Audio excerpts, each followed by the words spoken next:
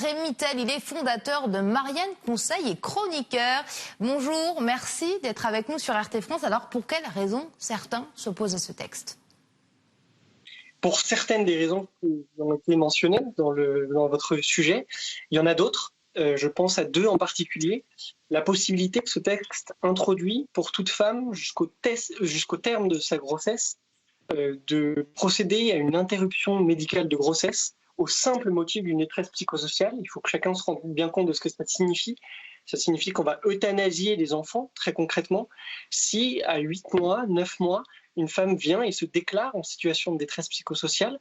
Deuxième exemple, la création d'individus chimères, c'est-à-dire d'hybrides en fait, entre l'être humain et l'animal, dont la ministre Frédérique Vidal a été incapable de garantir que ces individus chimères ne seraient pas dotés d'une conscience humaine. Imaginez un petit peu le monde dans lequel on évolue. Je crois que c'est quelque chose d'effroyable, que cette loi, sans doute qu'on n'avait jamais eu de loi comportant de tels changements anthropologiques depuis le début de la Ve République, et il est temps que chacun se mobilise pour demander son retrait. Donc c'est bien le retrait total que vous demandez aujourd'hui ? Oui, parce que si vous voulez, ce que je vous décris est à l'image du reste du texte, c'est-à-dire qu'on considère qu'au nom du progrès, toutes les limites doivent tomber. Et je m'étonne de cette attitude du gouvernement qui est pris entre une tension liberticide d'un côté, on l'a vu sur les questions liées à la crise sanitaire, et puis complètement libertaire de l'autre, où il s'agirait de repousser toutes les limites, de lever tous les tabous. Eh bien moi je le dis, dans une société saine, il est des transgressions qui ne doivent pas être dépassées. Et c'est ce qu'est en train de faire le gouvernement. Il a organisé une véritable indifférence autour de ce projet de loi. Je pense qu'il faut que chacun comprenne ce qui se joue. Vous savez, les Français sont des gens de bon sens. Et s'ils savaient ce que contient le projet de loi bioéthique, la plupart d'entre eux, évidemment, ils seraient farouchement opposés. Mais le gouvernement a organisé l'indifférence. La crise sanitaire aussi sert d'une certaine façon de diversion. Et donc, il faut se ressaisir maintenant. Il faudrait des débats supplémentaires, notamment avec la société civile ?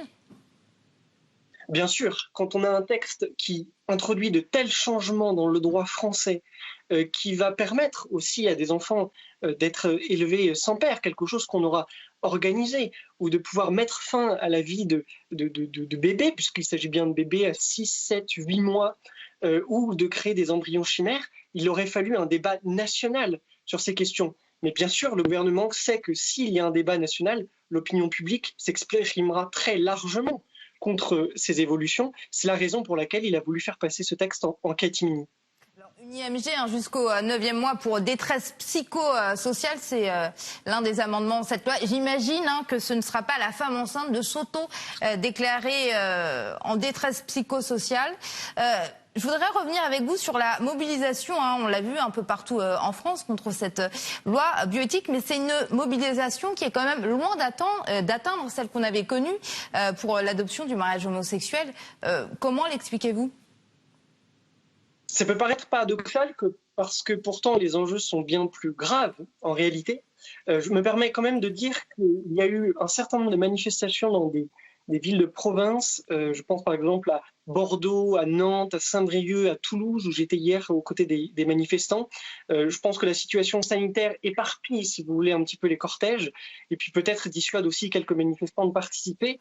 Il n'empêche, la gravité du texte reste et demeure, quel que soit le nombre de personnes qui participent à ces marches, et je crois impose de pouvoir mobiliser notre courage. Si on ne le fait pas contre le projet de loi bioéthique, alors à ce moment-là, il faut d'arrêter toute forme de combat politique, parce que plus rien ne sera jamais capable de nous motiver suffisamment pour aller dire notre désaccord dans les rues de France.